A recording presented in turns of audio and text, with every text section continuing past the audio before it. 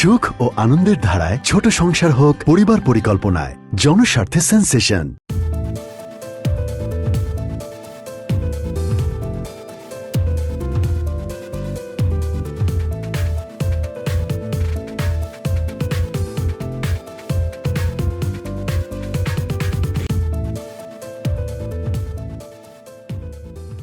সকলকে শুভেচ্ছা, সাদর আমন্ত্রণ। চ্যানেল আয়ের পর্দায় দেখছেন নিয়মিত আয়োজন সেন্সেশন প্রেজেন্টস তারকাকথন।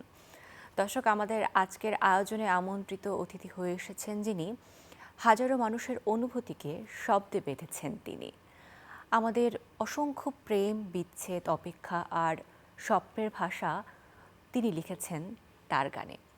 কিন্তু যে মানুষটি এত মানুষের অনুভূতির কথা লিখেন, তার জীবনের অনুভূতিটা আসলে কেমন, তার জীবন বোধ কেমন, তার শিল্প বোধ কেমন, সব কিছুই জানার চেষ্টা করবো আমাদের আজকের আয়োজনের। প্রিয় দর্শক, আমাদের সাথে আছেন সুরকার, গীতিকার এবং সঙ্গীত শিল্পী শফিক তুহিন। শুভেচ্ছা আপনাকে। Thank you. এবং আজকে একটা বিশেষ ক্ষণেই বলা যায় যে আপনাকে আমরা পেয়েছি আজকে প্রত্যেকটা মানুষের জীবনের একটা মেজর পয়েন্ট, একটা পিন পয়েন্ট বলতে পারি। আজ আপনার জন্মদিন, অনেক অনেক শুভেচ্ছা জন্মদিনের চ্যানেল আই পরিবারের পক্ষ থেকে। থ্যাংক ইউ সো মাচ যে আমাকে এই বিশেষ দিনে আমাকে এখানে আমন্ত্রণ জানানো হয়েছে। এই জন্য চ্যানেল আই কর্তৃপক্ষকে আন্তরিকভাবে অভিনন্দন। আচ্ছা, বয়স বাড়ে, অভিজ্ঞতা বাড়ে এবং প্রত্যেক বয়সের সাথে সাথে কিছু হিসেবের সমীকরণ আমাদের জীবনে থাকে। এখন সেই হিসেবের সমীকরণটা কিভাবে মেলাচ্ছেন শফিক তুহিন? এখন মেলাচ্ছি একটু ডিফারেন্টভাবে। আমার তো আজকে মোটামুটি হাফ সেঞ্চুরি হয়ে গেল। Half century? হাফ সেঞ্চুরি হয়ে গেছে। You are too young. হ্যাঁ, টু ইয়াং, মানে একেবারে কি বলবো, হাফ সেঞ্চুরি মানে তো অলমোস্ট টিনেজার পার করলাম মাত্র। সো নেক্সট হাফ সেঞ্চুরি হয়তো পৃথিবীতে থাকা হবে না। তো এখনকার যে সমীকরণ সেটা হলো, এখন অনেক মানে কাজ করতে চাই এবং আমি গত 6 মাসে অনেকগুলো গানের লেখা সুর বেঁধেছি এবং ডিফারেন্ট নট কমার্শিয়ালি। আমরা একসময় চিন্তা করতাম যে বাণিজ্যিক গান করব, মানুষের মাঝে জনপ্রিয় হব। সেই আকাঙ্ক্ষাটা এখন অতটা নেই। এখন আমার নিজের একেবারে মনের ভিতর থেকে যে ক্রিয়েশনগুলো আসে ওগুলোকেই আমি এখন লালন করছি এবং ওগুলোকেই লেখা সুরে বাঁধছি এবং নিয়ার ফিউচারে এই গানগুলো নিয়ে কাজ করার ইচ্ছে আছে।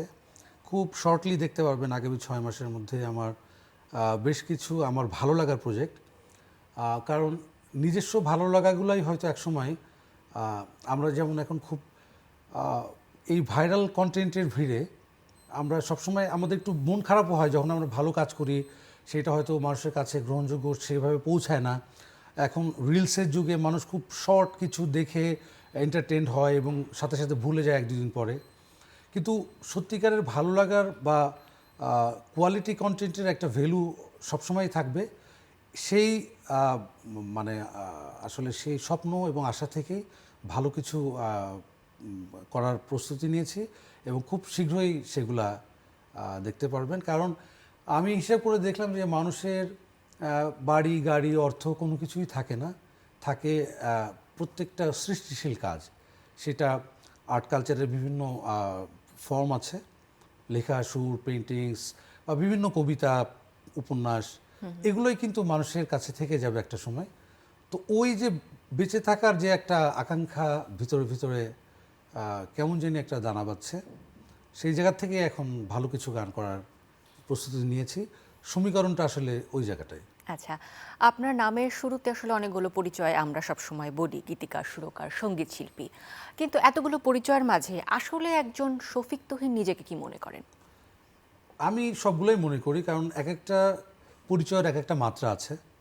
যেমন আমার ক্যারিয়ার শুরু হয়েছিল গান লেখা দিয়ে প্রথম, তারপরে সুরকার হিসাবে, পরবর্তীতে শিল্পী হিসাবে। তো 3টা ক্ষেত্রে আমি 3 ধরনের স্বাদ, 3 ধরনের কাজের অনুভূতি আমার কাছে এসেছে। যেমন আমি ক্রিয়েটিভ কাজ করে লেখা শুরু করে আমি বাংলাদেশের সমস্ত কিংবদন্তি থেকে শুরু করে আজকে যারা কাজ করছে সবার সাথে কাজ করার আমার এক ধরনের সংযোগ তৈরি হয়েছে। আমি শুধু যদি গান করতাম তাহলে আমি শুধু নিজের গানই করতাম, আমার এতগুলো মানুষের সাথে কাজ করার সৌভাগ্য আমার হতো না। আমি ভীষণ সৌভাগ্যবান। আমি এদেশের কিংবদন্তি শ্রদ্ধেয় রুনা লায়লা, সাবিনা ইয়াসমিন, শাহনাজ রহমতুল্লাহ, আইয়ুব বাচ্চু, জেমস থেকে শুরু করে এন্ড্রু কিশোর, মানে এমন কোনো আমাদের এই অঙ্গনের যারা কিংবদন্তি মানুষ নেই বা আমাদের বরেণ্য মানুষ নেই যাদের সাথে আমি কাজ করার আমার সৌভাগ্য হয়নি। আমি শুধু শুধু গান করতাম, আমার এই ধরনের কিন্তু কাজ করার সম্পৃক্ততা বা আমার এই ধরনের ভালো লাগাটা তৈরি হতো না। তো এইটা এক ধরনের ভালো লাগা। আবার আমি যখন নিজে গান গাইলাম তখন আমরা তো ব্যাকগ্রাউন্ডে কাজ করতাম, অ্যান্ড ফোরগ্রাউন্ডে কাজ করার যে আনন্দ, আমার যখন ওই যে ভালোবাসি বড় তুমি ভালোবাসি, ইয়ের আগে বলছিলে যে ওই গানটা তোমাদের ছোটবেলা থেকে শোনা, সো এই গানটা রিলিজ হওয়ার পর থেকে আমার গায়ক সত্তার প্রকাশের পরে আরেকটা ধরনের ভালো লাগা তৈরি হয়েছে। আমি সরাসরি মানুষের ইন্টারাকশন পেয়েছি, অজস্র মানুষের ভালোবাসা পেয়েছি, একেবারে 3-4 বছরের বাচ্চা থেকে 80 বছরের যারা বয়োবৃদ্ধ মানুষ। আমার ওই গানের পরে অনেক ধরনের অভিজ্ঞতা আছে। আমার একেবারে শিশু একটা এয়ারপোর্টে দেখা হয়েছিল 4 বছরের, ও এয়ারপোর্টে আমাকে দেখে চেনার পরে ওর বাবা আমাকে রেখে ভালোবাসি আঙ্কেল বলতে বলতে আমার কাছে দৌড়ে আসলো। আবার এই চ্যানেলের একটা প্রোগ্রামে 2011-12 সালে দেখে হবে, কোনো একটা উৎসবের প্রোগ্রামে আমাকে অ্যারাউন্ড 80 ইয়ার্স ওল্ড এরকম একটা মানুষ আমাকে দেখে, বাবা আমি তো অনেক দিন গান শুনি না, বাট তোমার এই গানটা শোনার পরে আমার অন্যরকম একটা ভালো লাগা তৈরি হলো। এই যে এত লম্বা একটা আমি বললাম রেঞ্জ অফ পিপল, এই ধরনের সরাসরি ভালোবাসা পাওয়াটাও এটা একটা ডিফারেন্ট অনুভূতি। সো আমি বলবো গীতিকার, সুরকার, শিল্পী, এটা তিনটা যে ক্ষেত্র, তিনভাবেই আমি পেয়েছি আনন্দের। অসংখ্য মানুষের ভালোবাসা আপনি পেয়েছেন, বিভিন্ন বয়সের, বিভিন্ন ধর্মের বলবো, ঠিক আছে। নিশ্চয়ই শফিক তুহিনের ভালোবাসা কে পেয়েছে? আমার ভালোবাসা তো সবাই পেয়েছে। আমি যখন একটা ভালোবাসার বা একটা দুঃখের গান করি, যারা এই যে ভালোবাসা যেমন সবাই কানেক্ট করেছে তাদের অনুভূতিকে, আবার যে যখন একটা খুব দুঃখবোধে থাকে বা লোনলি থাকে, আমি সেই ধরনেরও কিছু গান করেছি, তারা সেই অনুভূতিকেও কানেক্ট করতে পেরেছে। তাই আমি বলবো এই যে দুঃখ এবং সুখে, বিরহে এবং আনন্দে, এই যে মানুষের পাশে থাকা, যে থাকতে পেরেছি, এই জন্য আমি সৃষ্টিশীল কাজ করার জন্য আমি সৃষ্টিকর্তাকে সবসময় কৃতজ্ঞতা জানাই। কারণ সৃষ্টিশীল কাজ সৃষ্টিকর্তার উপহার। মানুষ কিন্তু অনেক ক্ষমতাবান হতে পারে, অনেক অর্থবান হতে পারে, কিন্তু ক্রিয়েটিভ কাজ কিন্তু সবাই করতে পারে না। কারণ এটা হলো কাজ করি যে, এটা আমি সবসময় বলি যে এটা গিফটেড জিনিস, এটা সৃষ্টিকর্তা দিয়েছেন বলে পেরেছি। এই জন্য আমি সবসময় সৃষ্টিকর্তার প্রতি অশেষ কৃতজ্ঞতা জানাই। আচ্ছা, আপনার ব্যক্তিগত বিশ্বাস কি আসলে খুব বেশি সৃষ্টিশীল কাজের সাথে থাকতে হলে কি মানুষকে একটু নিঃসঙ্গ, একটু একা হতে হয়? না, ওইরকম আমি কখনো ভাবি না। আমি ওইরকম লোনলিও থাকি নাই, কিন্তু মানুষের সাথে ইন্টারাক্ট করা, মানুষের সাথে মেশার পরে মানুষের অনুভূতিগুলোকে টাচ করতে পারলেই বিভিন্ন অনুভূতি নিয়ে কাজ করা যায়। মানে একটা আমার দুঃখবোধটা থাকতেই হবে তা না, দেখা যাচ্ছে আমি আরেকজনের দুঃখবোধটা আমি নিজে যখন আমি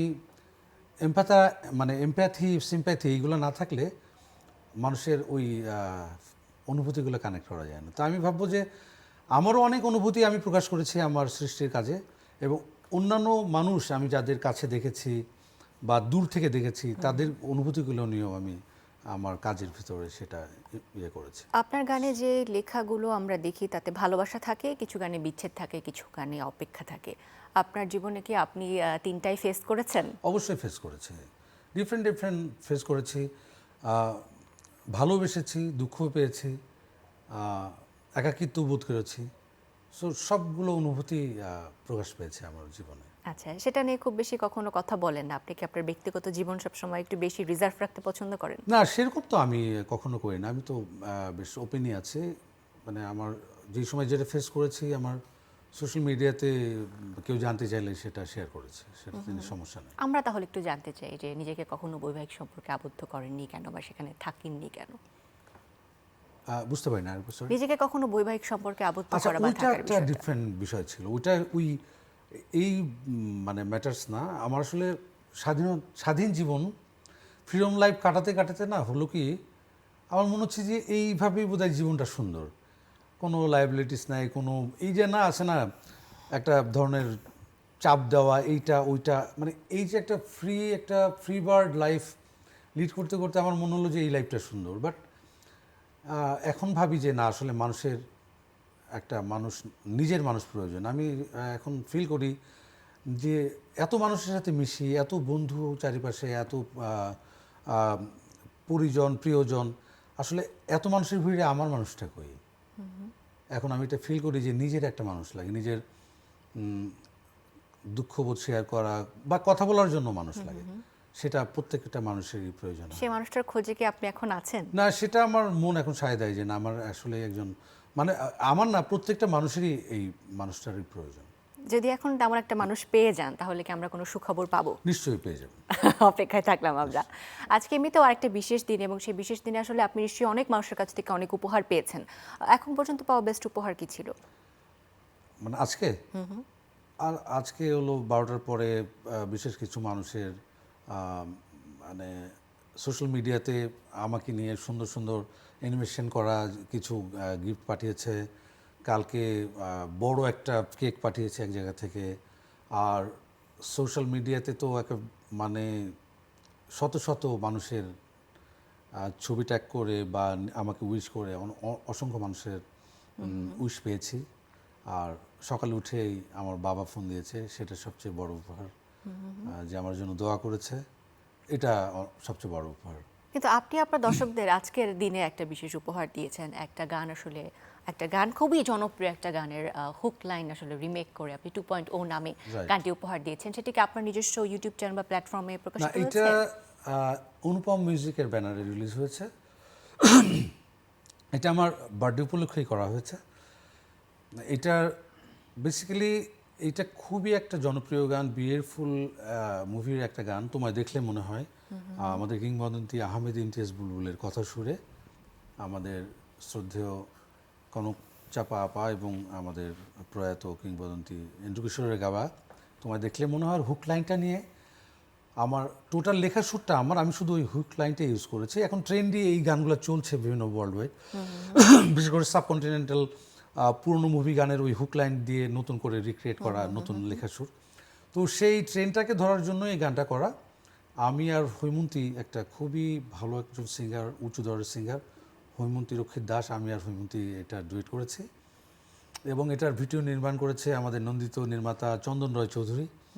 এবং আমরা মনে হয় ভিডিওটা দর্শকদের একটু দেখাতে পারি। একেবারেই তাই, আমি তারই অপেক্ষায় ছিলাম। ইউটিউব চ্যানেলে দেখতে পারবেন এই নামে, তোমায় দেখলে মনে হয় 2.0 লিখে সার্চ করলেই পেয়ে যাবে আমাদের ভক্ত এবং দর্শকরা। সুখ ও আনন্দের ধারায় ছোট সংসার হোক পরিবার পরিকল্পনায়, জনস্বার্থে সেন্সেশন। অন্যান্য যেগুলো ডিজিটাল প্ল্যাটফর্ম আছে, স্পটিফাই থেকে শুরু করে সব জায়গায় গানটা শুনতে পারবে। আমার মনে হয় ভিডিওটা খুব সুন্দর করেছে, গ্ল্যামারাস একটা ফিল্মিক, যেহেতু ফিল্মের গান, তো এটার যে ভিজুয়াল করেছে চন্দন, সেটাকে ধারণ করে একটা পুরো একটা ফিল্মিক ট্রিটমেন্ট দেওয়া হয়েছে। আপনার মিউজিক ভিডিওতে সবসময় আপনি একটু নতুনত্ব রাখতে চেয়েছেন, একটু ডিফারেন্ট কিছু দর্শকদের শুনতে এবং দেখতে পছন্দ করেন। নিজে এখন মিউজিক ভিডিওতে অ্যাপিয়ার করার ইচ্ছাটা কি একটু কমে গেছে? না, এটাতে আছে, যেহেতু এটা একটু গ্ল্যামার বেস, যেহেতু একটা হিরোইক একটা ব্যাপার থাকতো, হিরো হিরোইনের বিষয়। সো ওই মডেলগুলো ছিল, আমি আর আমার যে কো আর্টিস্ট ছিল হৈমন্তী, আমরা একটা লিপসিং পার্টে অ্যাপিয়ার করেছি। আচ্ছা, আরেকটা গান খুব রিসেন্টলি রিলিজ হবে সামনের মাসের, আমাদের ছোট নদী চলে বাঁকে বাঁকে, মানে অধিক পঠিত একটা কবিতা, আমরা সবাই পড়েছি আমাদের যে প্রাথমিক স্কুলে, আমরা সবাই এই কবিতার সাথে পরিচিত। আজকে যে বৃদ্ধ হয়েছে সেও পড়েছে, আজকে যে ক্লাস 1-2-তে ভর্তি হয়েছে সেও পড়েছে। এটা 22শে শ্রাবণ, রবীন্দ্রনাথ ঠাকুরের প্রয়াণ দিবসে।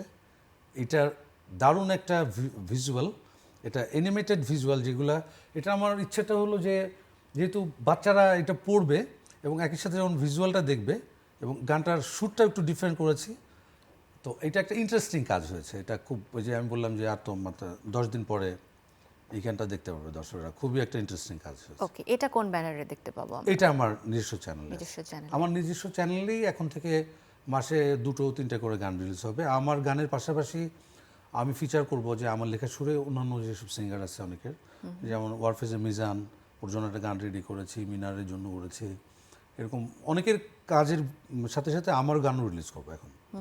অন্যান্য প্ল্যাটফর্মে তো কাজ করবোই, চ্যানেলে, লেভেল কোম্পানিতে, একই সাথে আমার চ্যানেলেরও এখন কাজ স্টার্ট করেছে। সো এখন ফ্রিকোয়েন্টলি আমার মাঝখানে যে গ্যাপ ছিল, আমার ওই যে একটা অভিমান যে ভাইরাল কন্টেন্ট তো আসলে মনের বিরুদ্ধে করতে হয়, মানে একটা মানে মনে মনের ইচ্ছা করছে বিরুদ্ধে কি আপনি ভাইরাল কন্টেন্ট এখন করছেন? না, ভাইরাল কন্টেন্ট মানে যে আমার মন চাইছে না, কিন্তু তাও জোর করে মনে হচ্ছে যে আবার এই ধরনের কাজ করলে বোধহয় মানুষ একটু ওই যে একটু মানে ভাইরাল হবে বা কিছু, এটা মনের জোরের বিরুদ্ধে কাজ অনেক সময় করা হয় বা করা হয়েছে। তো ওইটা রেখে এখন নিজের ভালো লাগার কাজগুলো আমি বললাম যে করব। আবার কিছু কবির কাজও সামনে দেখতে পাবেন, কিছু কবির কবিতা নিয়ে কাজ। একজন আছে ইমতিয়াজ মাহমুদ, খুবই রিসেন্ট টাইমে দুই বাংলার মানে সবচেয়ে জনপ্রিয় কবিদের একজন। তার একটা কবিতা আছে খুব জনপ্রিয় কবিতা ফুটনোট, ওইটা নিয়েও আমার গানটা রেডি হয়ে গেছে। ওগুলো সামনে রিলিজ হবে। সো ডিফারেন্ট ডিফারেন্ট কাজ রিলিজ হবে, প্রেম ভালোবাসার বাইরেও অন্য কিছু, অন্য সাবজেক্টিভ কাজ বা বিভিন্ন বিষয় নিয়ে কাজ। আপনি আসলে পুরো দস্তুর একজন গানের মানুষ, যে গানের সকল শাখায় আসলে আপনার একটা পদচারণা রয়েছে, কিন্তু আপনার পড়াশোনার বিষয়টা কিন্তু এটা ছিল না। ঢাকা ইউনিভার্সিটিতে আপনি আমি ঢাকা ইউনিভার্সিটিতে অনার্স মাস্টার্স করেছি সয়েল সায়েন্স থেকে, সয়েল ওয়াটার এনভায়রনমেন্ট। তারপরেই আমি ছোটোবেলা থেকেই মানে একটা সঙ্গীত পরিবারে আমার জন্ম। আমার বড় ভাই জাহাঙ্গীর ভাই গান করতেন। আমার বাড়ি হচ্ছে দর্শনাই বর্ন অ্যান্ড বট আপ। আমরা একটা কলোনির মধ্যে বড় হয়েছি, সুগার মিল কলোনি। সো ওখানে তো সবাই সবার আত্মীয়ের মতো বড় হয়েছি। তো ওদিকে খুব সঙ্গীত চর্চা হতো, শুধু সঙ্গীত না, সঙ্গীত নাটক বা এই টাইপের একটা চর্চা হতো। আমি যখন প্রাইমারি স্কুলে তখন থেকেই বিভিন্ন উৎসবে বা বিভিন্ন প্রোগ্রামগুলোতে আমি অ্যাটেন্ড করতাম, কোরাস গান গেয়ে গিয়ে। তারপরে এই গানের প্রতি একটা জন্ম, আমার ভাই গান করতেন। সব মিলিয়ে স্কুল, কলেজ, পরে ইউনিভার্সিটি আমার নবীনবরণ প্রোগ্রাম বা কম্পিটিশনগুলোতে প্রোগ্রাম করা হতো। কিন্তু হঠাৎ করে আমার ওই ইউনিভার্সিটি চলাকালীন গান লেখা দিয়ে শুরু একটা শখের বসে। আমি প্রফেশনালি যে কাজ করব সেটা কখনোই ভাবিনি। আমি বলবো যে সৃষ্টিকর্তা আমাকে নিজেই বোধহয় এই পথে নিয়ে এসছেন, এবং আমি এ নিয়ে আমার কোনো আক্ষেপ নেই। আমি ভীষণ খুশি যে আমি একটা ক্রিয়েটিভ লাইনে কাজ করতে পেরেছি এবং কম বেশি অনেক মানুষের ভালোবাসা পেয়েছি, যে ভালোবাসাটা নিখাদ এবং নিঃস্বার্থ। একেবারেই আপনি অনেক মানুষের গানের অনুপ্রেরণা, এবং বলতে হয় আপনার হাত ধরে অনেক শিল্পী ইন্ডাস্ট্রিতে আসলে নিজের একটা পরিচয় তৈরি করতে পেরেছেন। কিন্তু আপনার জীবনের গানের অনুপ্রেরণা এমন কোনো নাম যেটি আসলে আপনি আগে কখনো বলেননি, একদম কোর? না, সবসময় বলতে হয় এটা আমার দুজন মানুষ আমাকে এই বাংলাদেশ ইন্ডাস্ট্রিতে আমার খুবই ইন্সপায়ার করেছে, এবং দুজনই মানে কিংবদন্তি। তাদের মানে অসংখ্য শ্রোতাপ্রিয় কাজের শেষ নাই। আমার প্রথম হলো আমার বস আয়ুব বাচ্চু, যিনি আমাকে অসংখ্য গান লেখার সুযোগ করে দিয়েছিলেন আমি যখন নতুন ছিলাম। ওনার প্রতি আমি ভীষণ কৃতজ্ঞ। আরেকজন হচ্ছেন শ্রদ্ধেয় আলাউদ্দিন আলী, উনিও আমাকে প্রথম কোরাস গানে, আমি যখন আমি স্টুডেন্ট ছিলাম তখন আমি একটু একটু গান করতাম, উনি মানে সামাও শুনেছিলেন কোথাও শখে শখে। তো তখন আমাকে ফিল্মের কোরাস গানে, এই তুমি চলে আসো, তুমি গান গাইতে পারবে। ওনার উদ্দেশ্য ছিল আমি একটা স্টুডেন্ট মানুষ, তখন কোরাস গান গেয়ে 700 টাকা দিত। তো ভাবতো যে মাসে যদি 4-5টা গান গাই 3-4 হাজার টাকা পাবে একটা স্টুডেন্ট। তখন 3-4 হাজার টাকা কিন্তু অনেক টাকা ওই সময়, আমি বললাম 96-97 কথা। তো উনি আমাকে কোরাসে ঢোকালেন। ওই সময় অনেক মিউজিক ডিরেক্টরের সাথে ওইরকম কোরাস গানের কাজ করার সুযোগ হলো, অনেক মানুষের সাথে পরিচয় হলো, সেটা একটা বিরাট। আমি বললো এই দুজন মানুষের কাছে ভীষণ কৃতজ্ঞ। আরেকজনের মানুষের কথা বলতে হবে, মনোয়ার হোসেন টুটুল। উনি আমাকে প্রথম গান লেখার সুযোগ করে দিয়েছিলেন। আমার প্রথম লেখা গান গেয়েছিলেন আমাদের সবার পছন্দের শাকিলা জাফর, উনি গিয়েছিলেন মিছে ভেবে যাওয়া, যেটার গান করার আমার লেখার সুযোগ করে দিয়েছিলেন আমাদের প্রিয় শ্রদ্ধেয় মনোয়ার হোসেন টুটুল। ওনার প্রতিও আমি ভীষণভাবে কৃতজ্ঞ। বাহ, একটু আপনার জীবনের শেষের দিকের কথা যদি একটু মনে করিয়ে দিই আপনাকে, যে ধরেন আপনি এমন একটা পর্যায়ে আছেন যখন আসলে আপনি গানের সাথে থাকতে পারছেন না, সেই সময়টাতে আসলে জীবনে কি করতে চান? স্বপ্ন কি একটা? না, স্বপ্ন তখন মানে মানে সামাজিক কাজ করার ইচ্ছা, শিশুদের নিয়ে কাজ করার ইচ্ছে। এবং আমার শেষ জীবনটা আমার কাটাতে চাই আমি একেবারে গ্রামের, মানে খোলা হাওয়ায়, ফসলের মাঠে, জ্যোৎস্না দেখে, নদীর পাড়ে, এইরকম ইচ্ছা, মানে গ্রামের ধুলোবালি মেখে এরকম। কারণ আমাকে সবসময় গ্রাম বাংলা টানে। আমি মফস্বলে বড় হওয়া ছেলে এবং আমার খুব চোখের সামনে ভাসে আমার নানা দাদা বাড়ি দুটোই খুবই গ্রামে, একেবারে গ্রামের পরিবেশে। আমার স্কুল লাইফে যখন ছুটিতে যেতাম নানা বাড়ি, তখন এই যে আমি যে চিত্রগুলো বললাম, গরুর গাড়ি, মাঠ, কৃষক, ধানের ক্ষেত, পুকুর, নদী, এগুলো আমার স্মৃতিতে খুব সবসময় আমাকে বিভিন্নভাবে নস্টালজিক করে। এবং এখনও সময় পেলে আমার সবচেয়ে ভালো সময়গুলো গ্রামে কাটে এবং আমার ভালো লাগা আসলে গ্রামের ওই পরিবেশগুলো যেগুলো বললাম। আচ্ছা, যদিও আমরা ছোটবেলায় অনেকটা আগেই ফিরে গেলাম স্মৃতিতে, তবে আপনার কিছু পুরনো গানও আছে যেগুলো খুব নস্টালজিক করে দেয় আমাদের। এত এত গান আছে আপনার ঝুলিতে, আসলে মানে সিগনেচার সং ধরেও যদি আগাতে চাই আমরা একটু একটু করে দেখে শেষ করতে পারবো না। একদম শেষের দিকে আছি। শেষ প্রশ্নটা আসলে, ইন্ডাস্ট্রিতে এত বছর কাজ করার পরে আপনি যাদের সাথে কাজ করছেন সেই সময়টা একটা সোনালি সময় ছিল, এখন ইন্ডাস্ট্রি ভালো করছে, আবার কিছু আলোচনা সমালোচনা রয়েছে। আপনার কাছে একটা অনেস্ট অপিনিয়ন চাই, এখনকার মিউজিক ইন্ডাস্ট্রিতে যে কাজগুলো হচ্ছে বা সর্বোপরি অবস্থাটা কেমন মনে হয় আপনার কাছে? এখন ওই যে বললাম যে এখন যে রিয়েল অনুভূতির অভাব, আসলে খুব সস্তায় পপুলার হওয়ার একটা ট্রেন্ড শুরু হয়েছে এবং সেটার সুযোগও আছে। মানে মানুষ অনেক কিছু না জেনে শুনেই অনেক কিছু করার সুযোগ আছে সোশ্যাল মিডিয়ার কারণে। যার যা খুশি তাই করে মানুষের অনেক ধরনের মানে মনোসংযোগ করতে পারছে। একটা ফালতু একটা কন্টেন্ট নিয়েও মানুষের অনেক ভিউ পাচ্ছে, সেটা দিয়ে মানুষের কাছে তারা ভাবছে যে অনেক দূরে পৌঁছে গেছে এবং তাদের তো প্রমোটও করছে আসলে। তার আমরাই প্রমোট করছি। আমরা ভালো কোয়ালিটি কিছু কাজ প্রমোট না করে আমরা এইরকম বিনোদন হিসাবেই হোক আর একটা স্যাটায়ার করে হোক, এগুলো কিন্তু প্রমোট করা হচ্ছে, যেগুলো ভালো কাজগুলো হারিয়ে যাচ্ছে। তাই আমি বলবো যে কিছু মানুষ তো ভালো কাজ করছে, কিন্তু আসলে মোস্ট অফ দ্য কেসেসে আমি বলবো যে রিয়েল যে স্ট্রাগল, রিয়েল যে ইমোশন, রিয়েল যে কোয়ালিটি কাজ, সেগুলোর বড় অভাব হচ্ছে, এটা আমি বলবো। তো এই রিয়েল কাজ করতে হলে আসলে ধ্যান দরকার, অধ্যবসায় দরকার এবং সময় দেওয়া দরকার। ওকে, অনেক ধন্যবাদ। আজকে কথা বলে অনেক ভালো লেগেছে। আবারও জন্মদিনের শুভেচ্ছা জানিয়ে এবং আগামী কাজগুলোর জন্য শুভকামনা জানিয়ে বিদায় নিচ্ছি। ভালো থাকবেন দর্শক। এই ছিল আমাদের আজকের আয়োজন সেন্সেশন প্রেজেন্স তারকা কথন। আগামীতে আবারও দেখা হবে সেই প্রত্যাশায় বিদায় নিচ্ছি। সুখ ও আনন্দের ধারায় ছোট সংসার হোক পরিবার পরিকল্পনায়, জনস্বার্থে সেন্সেশন।